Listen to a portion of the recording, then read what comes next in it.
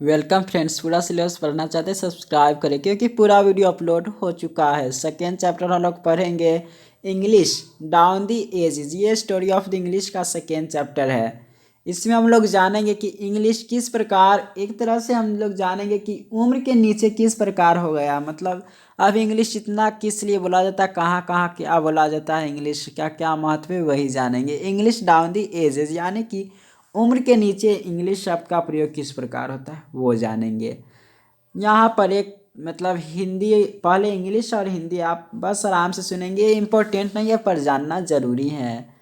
The importance and usage of the English language in our modern and globalised world creates the impression that it is the language spoken by the maximum number of people all over the world. However, it is interesting to know the Mandarin Chinese spoken by approximately 8 मतलब क्या है, का 2.5 10 हजार लाख 10 लाख करोड़ 10 करोड़ यानी कि 87 crore 30 lakh people holds this distinction. English is spoken by about 30 crore 90 lakh people through. It is a language which has its presence in all parts of the world and its power is felt the world over. Hindi is third in the terms of the number of speakers in the world. Another surprising fact is that English is just about 1500 years old and the languages we are familiar with is less than 5 centuries old. Moreover, this language has given expression to world-class literature in all genres. Shakespeare, Wordsworth, Milton, and many others are still considered the greatest master of their art and are relevant from their ideas and literary genius. The following fact will enable you to understand the reason which have transformed the once humble fast midland dialect to a position of unparalleled greatness in our time. मतलब उम्र के नीचे अंग्रेजी का प्रयोग किस प्रकार होने लगा वे जानते हैं। ये सेकेंड चैप्टर है। हमारे आधुनिक और वैश्वीकृत दुनिया में अंग्रेजी भाषा का महत्व और उपयोग यह धारणा बनाता है कि यह दुनिया भर में अधिकतम लोगों द्वारा बोली जाने वाली भाषा है। हालांकि यह जानना दिलचस्प है कि 87 करोड़ 30 लाख लोगों द्वारा बोले जाने वाली मंदारिन चीनी इस भेद को रखती है। अंग्रेजी लगभग 30 करोड़ 90 लाख लोगों द्वारा बोली जाती है। हालांकि यह एक ऐसी भाषा है जिसकी दुनिया के सभी हिस्सों में उपस्थित है और इसकी शक्ति को दुनिया भर में महसूस किया जाता है। विश्व में बोलने वाले की संख्या के मामले में हिंदी तीसरे स्थान पर है। और एक और आश्चर्यजनक तथ्य यह है कि अंग्रेजी सिर्फ 1500 साल पुरानी है और जिस भाषा से हम परिचित हैं वह 5 शताब्दी से कम पुरानी है। इसके अलावा इस भाषा ने सभी शैलियों में विश्व स्तरीय साहित्य को अभिव्यक्ति दी है। शेक्सपियर, वर्ड्सवर्थ, मिल्टन और कई अन्य अभी भी अपनी कला के महानतम स्वामी माने जाते हैं और अपने विचारों और साहित्यिक प्रतिभा के लिए प्रासंगिक है। निम्नलिखित तथ्य आपको उन कारणों को महानता की स्थिति में बदल दिया था। पहला है मतलब periods in the history of English, the evolution of English language from the beginning in the Anglo-Saxon times to the modern era has been an unbroken one. We can distinguish three main periods in the history of growth of the language in the following manner। मतलब old English यहाँ 449 से 1086 मतलब 1066 AD तक प्रयोग हुआ, उसको हम लोग कहते हैं ओल्ड इंग्लिश। मिडिल इंग्लिश हम लोग स्टार्ट करते हैं 1150 एडी से लेकर 1500 तक, और वही मॉडर्न इंग्लिश कहते हैं। ये आप याद रख लेंगे तो ठीक रहेगा कि ओल्ड इंग्लिश आता है 449 से 1066 एडी के बीच में। मिडिल इंग्लिश आता है 1150 से लेकर 1500 तक के बीच में, और इंग्लिश मतलब मॉडर्न इंग्लिश आता है 1500 ईस्वी से लेकर अभी तक। तो ये बात याद रखने वाला पूरा हिंदी है। एंग्लो सेक्शन के समय से आधुनिक युग की शुरुआत तक अंग्रेजी भाषा का विकास एक अटूट रहा है। हम निम्नलिखित तरीके से भाषा के इतिहास और विकास में 3 मुख्य अवधियों को भेद सकते हैं। पुरानी अंग्रेजी जिसको इंग्लिश कहते हैं, यानी कि 449 से लेके 1066 में प्रयोग होता था। फिर मध्य अंग्रेजी होता था 1150 से 1500 तक, और आधुनिक होता था 1500 ईस्वी से अभी तक चलते आ रहा है। तो ये तीनों अंग्रेजी भाषा को बांटा गया। अब तीनों को जानेंगे अच्छी तरह से। सबसे पहला है ओल्ड इंग्लिश। ओल्ड इंग्लिश है यहाँ पर Throughout this period, English continued to be language of everyday speech for the common mass. The divisions made above the more for convenience, but it is possible to distinguish certain linguistic features in each of these periods. The Old English period is characterized by inflections gradually over a period of time. These inflections were found to have leveled. Literature produced during the age was not of much significance, as court patronage was lacking, and the age came to be known as the Dark Age। मतलब old English पुरानी English के बारे में यहाँ पर कहा गया कि इस अवधि के दौरान अंग्रेजी आम जनता के लिए रोज़मर्रा की बोली की भाषा बन रही। ऊपर दिए गए विभाजन सुविधा के लिए अधिक है, लेकिन इनमें से प्रत्येक अवधि में कुछ भाषाई विशेषताओं को अलग अलग करना संभव है। पुरानी इंग्लिश की अवधि विभक्तियों द्वारा विशेषता है।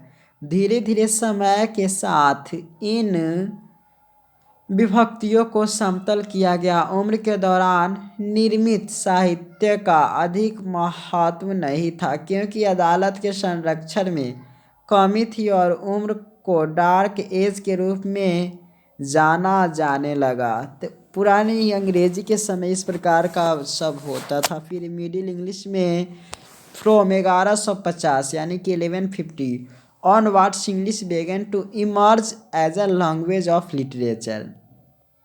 The language was enriched through extensive borrowings from French and Latin. Apart from these two, other major developments occurred. One was the invention of the printing press in 1476, the other being a considerable rise in literacy. The Great Vowel Shift also took place during this time. All these factors contributed tremendously to creating during this time. All these factors contributed tremendously to creating a language for both spoken and written purposes। मतलब मध्य अंग्रेजी में 1150 के बाद से अंग्रेजी साहित्य की भाषा के रूप में उभरने लगी। फ्रेंच और लैटिन से व्यापक आधार के माध्यम से भाषा को समृद्ध किया गया था। इसके अलावे दो अन्य प्रमुख घटनाएं हुई। एक था 1476 में प्रिंटिंग प्रेस का आविष्कार। दूसरा, साक्षरता में काफ़ी वृद्धि हुई। ग्रेट वॉवेल शिफ्ट भी इसी दौरान हुई। इन सभी कारकों ने बोलने और लिखित उद्देश्य के लिए एक भाषा बनाने में ज़बरदस्त योगदान दिया। अब मॉडर्न इंग्लिश में क्या हुआ ये घटना, ये तो हम लोग अभी भी जानते हैं। English used since AD 1500 till now is called modern English. Recently, this period is being subdivided into modern and new English. From this period is being subdivided into and new English from the beginning of the modern period of the end of the 19th century. English was basically the language of the British Isles. With the territorial expansion of the British Empire, together with the growth of science, industry, politics, and literature, the English language enriched itself by successfully adding to its vocabulary and the flavor of the countries the British had colonized. In 20th century, the erstwhile colonies of the British Empire acquired freedom.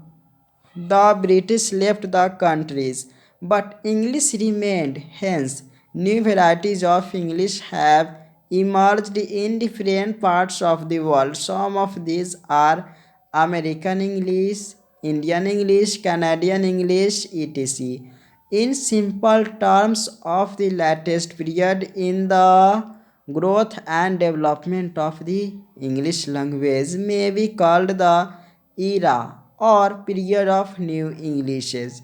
This new terminology is enough to indicate how the language manifests itself and molds to serve the basic purpose of human communication.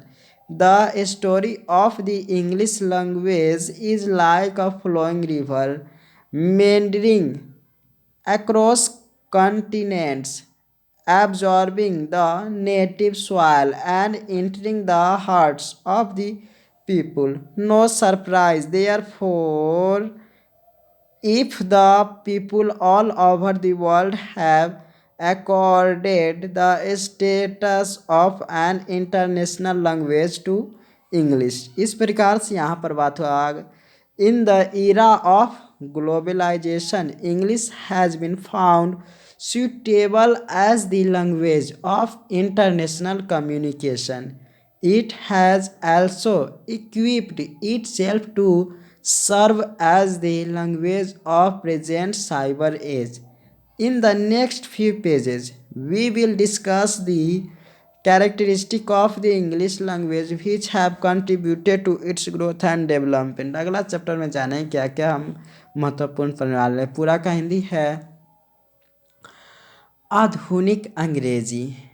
1500 ईस्वी से अभी तक हम लोग आधुनिक अंग्रेजी कहते उस समय से लेकर अभी तक के इंग्लिश को 1500 ईस्वी से अब तक उपयोग की जाने वाले अंग्रेजी को आधुनिक अंग्रेजी कहा जाता है। हाल ही में इस अवधि को आधुनिक और नई अंग्रेजी में उपविभाजित किया जा रहा है। आधुनिक काल की शुरुआती से 19वीं शताब्दी के अंत तक अंग्रेजी मूल रूप से ब्रिटिश द्वीपों की भाषा थी।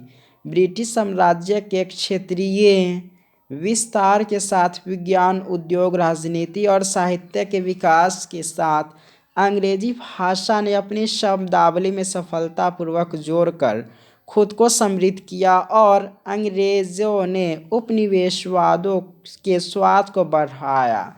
20वीं शताब्दी में ब्रिटिश साम्राज्य के पूर्व का उपनिवासियों ने स्वतंत्रता हासिल कर ली। अंग्रेज़ों ने काउंटर्स छोड़ दिया लेकिन अंग्रेज़ी बनी रही।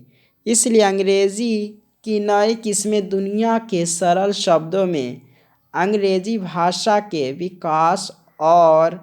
विकास में नवीनतम अवधि को नई अंग्रेजी का युग या अवधि कहा जा सकता है। यह नई शब्दावली यह बताने के लिए पर्याप्त है कि भाषा कैसे प्रकट होती है और मानव संचार के मूल उद्देश्य की पूर्ति के लिए ढालती है। अंग्रेजी भाषा की कहानी एक बहने वाली नदी की तरह है जो महान द्वीपों में घूमती है, देशी मिट्टी को अवशोषित करती है और लोगों के दिलों में प्रवेश करती है। इसलिए कोई आश्चर्य नहीं कि अगर दुनिया भर के लोगों ने अंग्रेजी को अंतर्राष्ट्रीय भाषा का दर्जा दिया है।